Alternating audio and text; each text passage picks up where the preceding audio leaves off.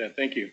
I'm the director for IT for the School of Medicine. So a lot of the responsibility for data collection security ends up in my area. So if you have any questions, there's information at the end of the slide deck about information security and how to address those things. So Nick Davis is a friend of mine at the University of Wisconsin, and he came up with this, and it's actually on their website. It's like everyone in the neighborhood has some responsibility to ensure everyone's safety. Information has a life of its own. No single person is responsible for the security of information. It's a responsibility of the whole to ensure the privacy and accuracy of the information. So information itself is an ecosystem. It's alive. Information and computer systems, especially in the last 10 or 15 years, they live, they die, they reproduce, all of the classic definitions of what life is, and data is the same way, data and systems. We look at those things separately. So in your time here, you'll be creating things, and it's very possible systems will still be here and data will still be here after you leave. We deal with that all the time where researchers and other folks have left, but their systems are still running. And the data is still collected and stored in different places. We have to find out who owns this data. And so we really consider from an IT perspective, an ecosystem. We touch all kinds of different elements when we talk about data and security inside of information technology. We have Emory's data, the university's data, as well as the university's partners inside of healthcare. We consider those separate from a standpoint of security. Emory Healthcare patient data is treated very separately than research data and education data on the university side. So from an IT perspective, we consider those very different. But we also touch clinical partners, and I'll go first quadrant all the way down. We have our clinical partners. Of course, we have CHOA. We have the VA. We have elements inside of Grady. We do a ton of research and collection there, as well as other clinical partners that we're either doing reference work or other work for. We have academic research partners. Many of you come from different institutions, and we'll be collaborating with institutional leaders in other academic environments. So we're collaborating and sharing information inside of Emory, inside their institutions, and then collaborating this data together. We have commercial partners. Sometimes this information we're collecting is then now being converted into some sort of commercial application to be sold on an open market. So there's how do we do transitional medicine, transitional data into these areas? And then of course we have the regulatory bodies. And we're going to talk a little bit about the regulatory areas because that's really one of our big sticking areas from IT. But all of these different things all touch Emory, and at the same time they're separate from Emory. Kind of makes sense? So data covers all these different areas, whether it be down at the physical layer, computers, wires, lights, blinky pieces of that, the network, how we transfer data from one area to another, the applications that actually support that. Excel is one of those. REDCap, you've heard about a couple of times, is an application that stacks on top of this model for data. And data transverses all three of these different areas. We're going to talk about each one of these and security responsibilities and things to consider as you're looking at. In the physical area, that really covers computers, computer storage, external drives, thumb drives. A lot of data is transferred around on a thumb drive. We need to talk about those things. Smartphones. A lot of information may be collected on smartphones. We heard the information about collecting survey information through Qualtrics, potentially SurveyMonkey. A lot of the information is collected on these things. So when we're collecting that information, we've got to worry about the security of those things as well. So all portable devices that have data storage really are part of that physical layer. From a standpoint of computers, Emory's policy is all computers are encrypted. So we talk about the encryption of the device, whether it's a desktop, a laptop, a phone, an iPad, portable tablets, all those devices have some sort of encryption technology involved with that. So from considerations of the physical layer, updated operating systems, the hardware itself can't do anything without the operating system. The operating system talks to the applications, the network, and everything else. So the operating system itself has got to be up to date. Why is that? Because there are forces that are trying to take over the devices and trying to take the information from that. And they're actually using exploits inside of the operating systems. We touched 3 main operating systems at Emory, operating systems around Microsoft, one's around Apple, and one's around Linux and the different levels of Linux. How often do they update their software? So how often do you think Microsoft updates their software? Well, it depends. It depends how good the last version was. That's what determines when they're going to upgrade the next one. So Windows 7 was a very good operating system and really didn't need an update for almost 10 years. XP was an extremely stable operating system. Does anybody use XP anymore? If you ever use a scanning checkout in any major department store, they're still using XP, and they're still paying for the security patching for that device because it's too expensive to upgrade that. Windows 8, not a very good operating system. So they replaced it very quickly with Windows 10, which has been a very good operating system. So they go through a process of, was the last one any good? And that determines when the next one gets released.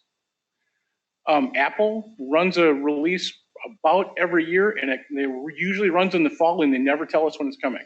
So one day we'll hear about it, and they'll say, oh, it's time to upgrade the operating system around Apple devices. Linux devices are about the same way. And they come about about once a year for upgrade patches. They don't actually have as much detail around whether they've got a good or bad operating system. It's all the new features. Linux is an open architecture, so basically there's a whole consortium of people writing better operating system and features since the last one. Security patching. Microsoft, they release patches every month. They have to. This way their systems are operated and designed, so we have something called Patch Tuesday. First Tuesday of the month, they publish patches out to the world and say, we need to get these implemented. From the most part, from the school of medicine perspective, we're pushing those patches out automatically. If you have a system that's not on what we call the domain, or you have a question on that, contact your local support and they'll tell you that. But these patches are being pushed out automatically. Even if you're at home on a computer, these patches are still being pushed out automatically. Apple and both Linux push out patches about quarterly. So doing update security patches are a really big deal, and drive encryption is a very, very big deal. So if you have a laptop, you're collecting information, and your laptop is stolen, how often do you think we lose a laptop at Emory? Monthly? About weekly. We're going through the process of having to deal with a laptop that's been stolen. Where are they stolen from? Cars, vehicles. Yep. So as people are breaking in, they're having a laptop stolen out of a car. Now you have an Emory computer, you have Emory information on that, and it's encrypted. Fill out a police report, we'll document that and work with your local support to get it replaced. If that device is not encrypted, there's a whole fairly tough process one has to go through. And what data did you have? Whose data was it? How much data did you have? What was your use for it? So it's a really big deal to be encrypted on that, because information in the hands of the wrong people, they can take that, lift it out, and take that information out of there.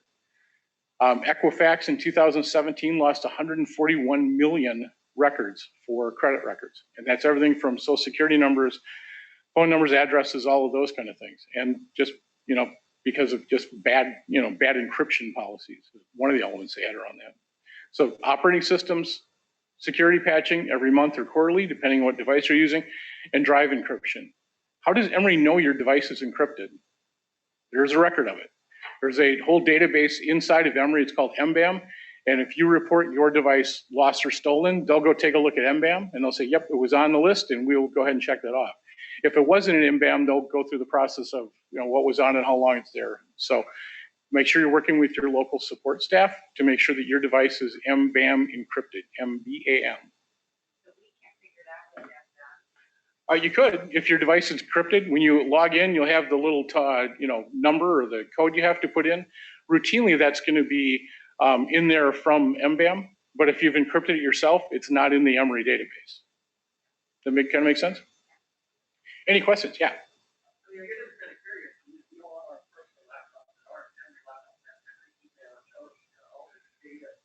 Yeah. Right. Same. And you have a different challenge with that. If you have Emory data and CHOA data and Grady data per se. We got to report it to each of those entities because each of those institutions is its own separate security group that has to deal with that information. You can't, the data itself should be safe. So if you've encrypted your own personal device, get a record of that and print it. Keep that someplace so you can pull that out and say, here's the device, here's when it was encrypted, here's when it was stolen. So, everything else should be covered on that. Yeah.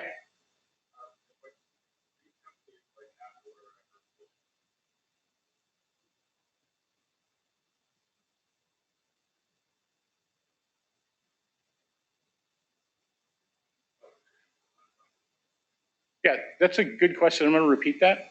So these companies push out these patches. And so do you have to worry about the patches may corrupt or be a challenge on that? No, because the software, the operating system itself is asking a specific device back at Microsoft or Apple or Red Hat is one of the big Unix or Linux distributors. And they're actually doing their own security on that. Nobody has figured out how to push a patch from a request out yet. They'll figure it out eventually, but it hasn't been a major issue around security. Okay, so don't leave your laptops in your cars. Don't leave them in your vehicles overnight. If you're going to leave the device unattended, make sure it's locked and secured someplace. And so that is one of our biggest challenges is devices get lost or stolen. There's a note on the bottom of this. Emory hardware, and anything is purchased through an Emory grant, Emory, what we call ENG, Education General Administrative Funds, are considered Emory property. There's no way to buy that computer from Emory. This is a recent change in the purchasing and distribution processes around computers. So if you've worked with a computer a couple of years and you really want to buy that, there's no way to do that. So a computer actually goes through a purchasing process of procurement, use, and then through surplus. Every device that goes through surplus is recycled, and 95% of it is kept out of the waste stream. And that's really big for us for sustainability. We don't really want the components. There's some pretty nasty stuff that can end up in landfills from a computer. We don't want that. So from a computer standpoint, if it's been purchased through Emory funds, Emory grants, it's considered Emory property. And if there's some reason the grant moves to another school, there's a whole process to get that information or that device transferred to another institution. The network. So we have a private network here. You're on it right now. Emory Unplugged is a wireless network. There's also public networks, to Starbucks. You go to any kind of open air cafe and use their public networks. Are public networks secure? Routinely not. And there's technologies that can be used to gather your information while it flows through the air.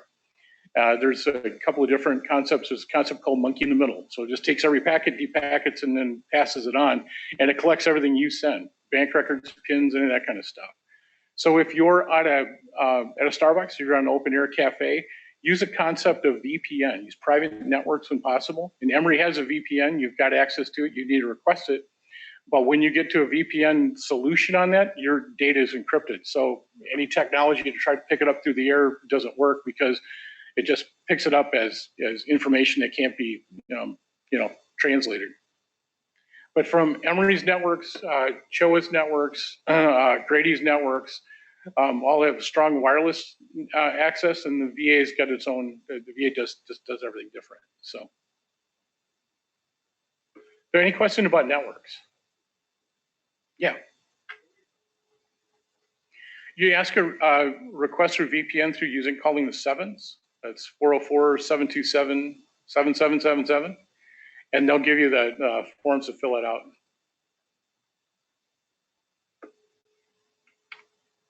Then the application layer, that's software, that's Excel, that's REDCap, the things that at the application layer, the software that does that, and then we'd also kind of lump in the data files that are created from the application.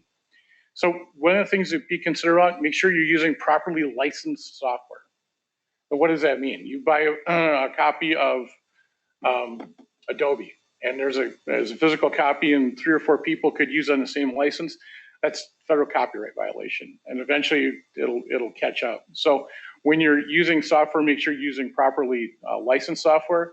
There's a program called Software Express inside Emory's OIT, Office of Information Technology, where you can purchase licenses relatively inexpensively, as well as getting with your local support if you're purchasing through grant or for general administration funds. And then the three things around your data: backup, backup, backup. Make sure you have your data stored some other place than on your local device. Because if you lose your local device, your device gets hit by ransomware. I've heard that term before? Okay. We had a major incident here recently with a company called Colonial Pipeline that got hit by a ransomware and shut down their pipelines. There's a river of gasoline, 2 million gallons an hour, runs right underneath Spaghetti Junction. Who controls that? Colonial Pipeline. And guess what? They lost their control systems. It would have been a very bad day if they couldn't get that pipeline shut down. So when you have that kind of, and ransomware just took over every machine in their company. So that, and ransomware can, once again, it can reproduce. It can replicate itself to any machine that it touches. So be very careful of ransomware. And if you get hit with ransomware on the computer with your data, the only two ways to get it back is from your backup, if you have one, or pay the ransom.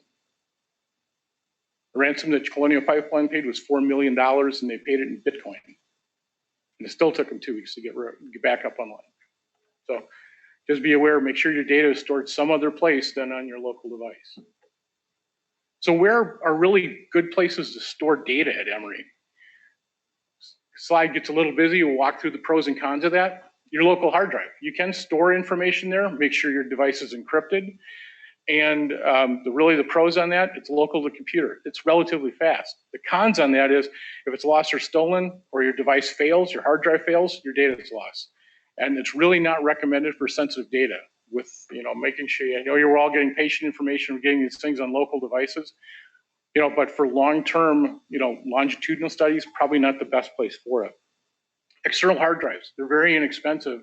They can attach on there and they can, collect and actually store information, terabytes of information right on your computer. Can those be encrypted? Yes, they can. They can be encrypted as well. So if someone gets a hold of that and plugs it in, you say, great, put your encryption key in. I don't know it, they can't get at the data. So it's relatively inexpensive once it's lost or stolen, or that device fails, and I've had those things fail, the data is lost. Once again, not recommended for sensitive data, but we understand that sometimes things have to happen. Cloud storage. We're an AWS operation at the university, Amazon Web Services. So there is cloud storage there. It can be accessed from anywhere. There is a cost to that, and it's got to be measured out and ordered through the central IT group, OIT. But once again, it may not be suitable for sensitive information. We talk about OneDrive storage. That's the cloud storage from Microsoft specifically. You can access it once again anywhere. It's backed up, so it's backed up in multiple sites. It's secure from a HIPAA standpoint. So if you have HIPAA data and you have HIPAA data, we're talking about that in a little bit. That information is secure and it's really no cost to you. So no cost to your project, your grant, your department. So that's all available, directly from central IT. That data can also be shared. So if you have a sharing agreement with someone at another university or another institution, one could actually share that information. So you can all work on the same file or the same information. It's a little tough. It's not as simple as it was in the old days, but it's possible. Once again, it may not be recommended for some sensitive information. And then, of course, lastly, we talk is trusted storage. It can be accessed anywhere. That's local IT storage at Emory. We replicate it in 3 data centers in the Atlanta area. And that's, it's accessed on your G drives, K drives, from your computers. It's backed up in 3 different areas. We consider it secure. It's not easily shared is the main con with that. So you want to share that information with another institution. It's not easily shared. It's possible. It's just there's some hoops a person has to jump through to do that, and there is a cost to that. Current cost runs about $650 per terabyte per year. So it's not cheap, but it's like the most secure option we have. Yeah. How long do we have access to our Emory OneDrive after we graduate? So after you graduate.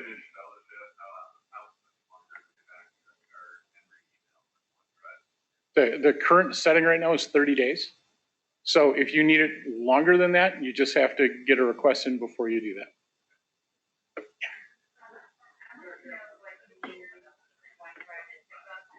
Yes.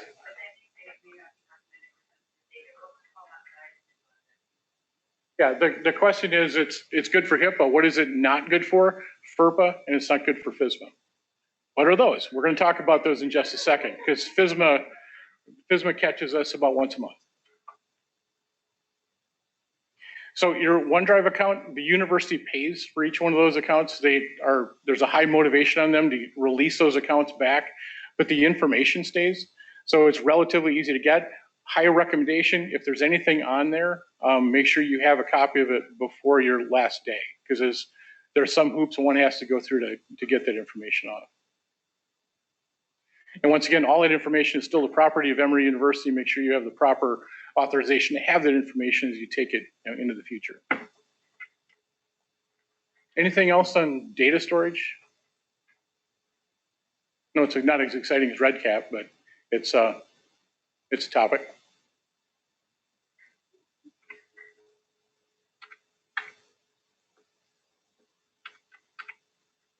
Something happened here.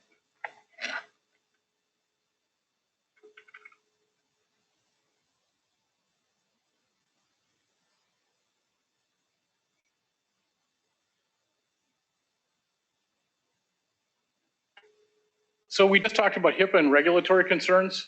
And as Nick Davis at Wisconsin says, if it ends in an A, it's not a suggestion. That means it's law. Okay, HIPAA, Health Information Portability and Accountability Act, 1996. They said your information is private and it can be, ported as a patient from point A to point B.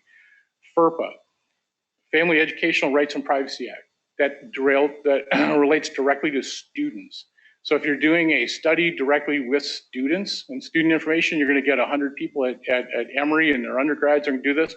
FERPA may come into to apply there. So that may not happen, but we've seen a couple of areas where, especially not in the medical school per se, but in the business school and in the undergrad school, they're saying, we're just going to get 100 people together in dorms. We're going to see, survey information about health in the dorms. FERPA may get kicked off of that. Okay, and the last one's FSMA. It's the Federal Information Security Management Act.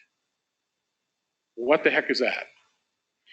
So if you get a federal grant or you're working on a federal grant, NIH grant, you're working on any other kind of public or other federal grants, I'm using the word grant a lot.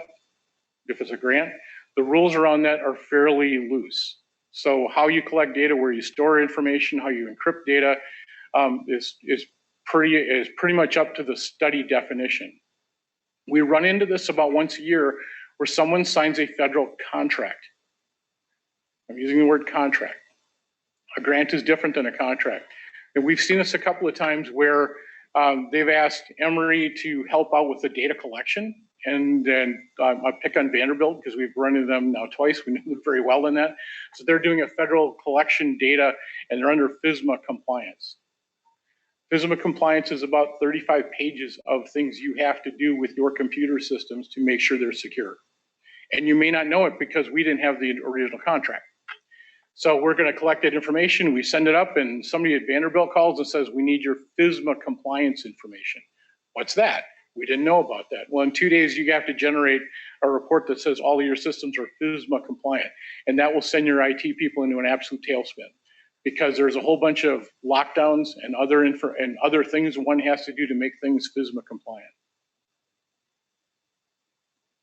So if you are, if you know you're working on something FSMA compliant, get with your local IT people immediately because there's a lot of rules that have to be followed. If you're working on a study with 15 or 20 people and you've been doing this on 15 or 20 machines, computers, and then you find out it's FSMA compliant, what are some of the things you can do? Number one, get down to the fewest number of machines as possible, because those devices will have lockdown browsers. They can only go to certain websites. They will not be able to add printers on. They will have to be in a directly quarantined area of the university network that are routinely patched, or they only get the patches we defined as FSMA. there's a lot of very strong rules around FSMA, and we run into this about once a month, and it happens very innocently, where someone gets involved in a study, and the next thing you know, they're running into FSMA compliance, and it's a lot of work on that.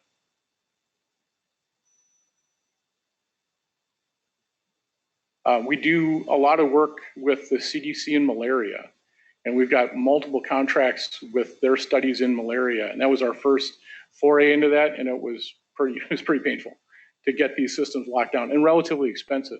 So if you know you're into the area around FSMA, that's when we go back to those other data sources. FSMA data cannot be stored on OneDrive.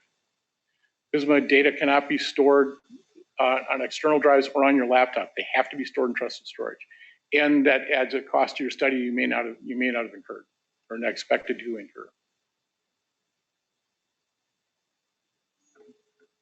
Looks like it took a little air out of the room. Didn't want to do that, but there are some challenges around that. So if you see FSMA in your contract or your collaborating institutions contracts, contact your local support. They'll get a hold of my office, and we'll address that accordingly. So that really is a wrap up on that. Are there any other questions on security concerns or things one should think of?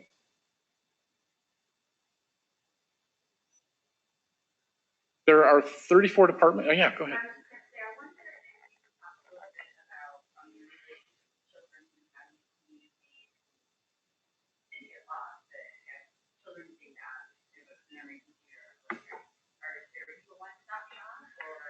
We can be. And so if you're working with children's and you've lost your computer and you'd had the children's information on it, we can go back to this slide here, and just like our clinical partner or a research partner, we're on an Emory machine or your personal machine, but you had children's data on that, contact us and we'll help facilitate that conversation. We'll need to talk to their chief information security officer that we call a CISO. And we'll talk to our CISO, Brad Sanford, inside the Office of Information Technology. The two of them will get together and make sure that they understand what has transpired and that nothing untoward happened. And we'll work with their team to make sure their reporting structure is up on that. Children's, as a specific entity, is very, very protective of their data. And one can expect that because they're handling children, they're an outside entity. Emory, especially the university side of Emory, tends to be a little looser with data. And so we're not, always as clinically focused as we are research and education focused. So a clinical only mission such as Grady or CHOA can be much more stringent on the rules on that. So we'll help facilitate a conversation. We'll get the reporting in. If a computer is stolen, fill out a police report right away. That's critical because that'll be the first document anybody asks for is, do you have a police report? And I'll say, okay, where was the computer stolen? I was stolen out of my car.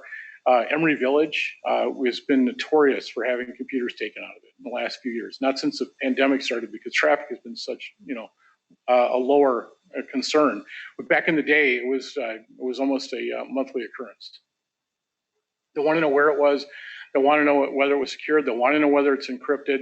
So the police report's the first document. Then we'll go through the process of, if we can prove it was encrypted. If it's your personal equipment, that's you bring that piece of paper in that said, here was the date and time it was encrypted, and we'll start building the case there on that. But we can help facilitate that. The local support for Department of Pediatrics, Patrick Maloney, they have a meeting with those folks every month. And he's very facile in that area as well. And the first call he'll make is to me, and we'll work that out. Is that helpful?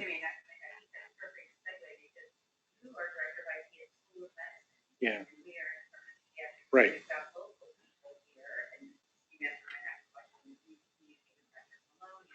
We do.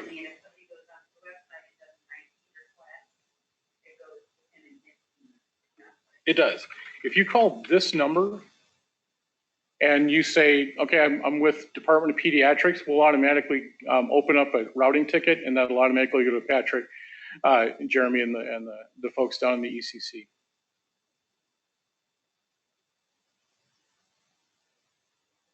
So security is kind of a tough conversation. There's something never easy. It's not supposed to be easy. It's supposed to be hurdles that we've got to go through to keep the bad guys out. That's really what it's all about. Any other questions on IT security policy at Emory?